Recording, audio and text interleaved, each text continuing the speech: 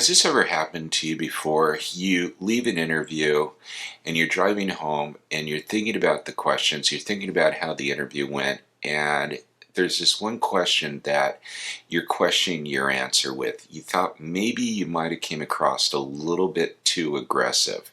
You were really trying to show your passion towards the project and your focus, but you think that it may have been interpreted as a little bit aggressive.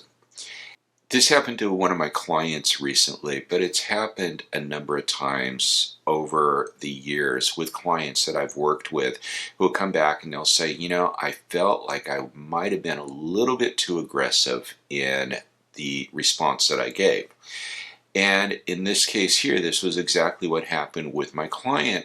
He was talking about a project that, he would need to do, and he was becoming very passionate and very focused on it, but he was afraid that the hiring manager was seeing this, but he didn't even think about this until after the interview, that he may have came across a little bit too aggressive. There's something that I learned a long time ago, and that is the message received is not often the message that is intended.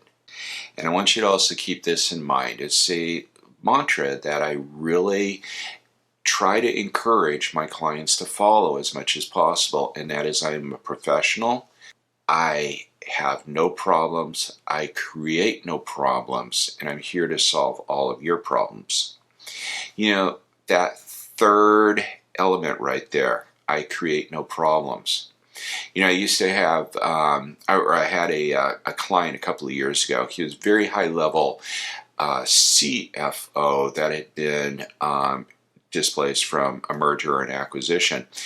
And he was a very nice individual, but he had that intent stare. I think we've all experienced that when we're talking to somebody and the person is like looking you dead in the eye. And it's like, it starts like, you kind of get a little bit intimidated by it.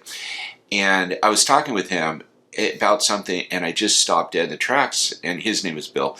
And I said, Bill, I got to stop right here. The way you're looking at me can be perceived as being very intimidating. Now, I'm not intimidated by you. If you're interviewing, it's likely going to be with a CEO or the COO, and you're not going to be intimidating them. But I want you to keep this in mind.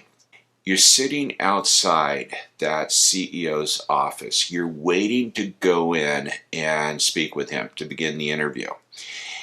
The executive assistant is outside, and she looks at you and she smiles at you, but you're not giving any kind of smile back, nothing like this. You just have this very intent look.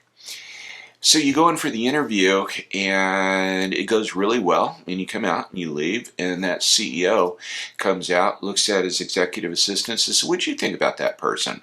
And she comes back and says, "He was kind of intimidating." All of a sudden, that CEO starts thinking about this. Well, if he's coming across as intimidating, is he going to be very approachable by others, by members of his staff, especially if they have bad news? Are they going to be afraid of approaching him? This is what aggressiveness can actually look like to a hiring manager out there. And as I've also said in many videos before, it's your resume that validates your competence and the phone screen that validates your competence.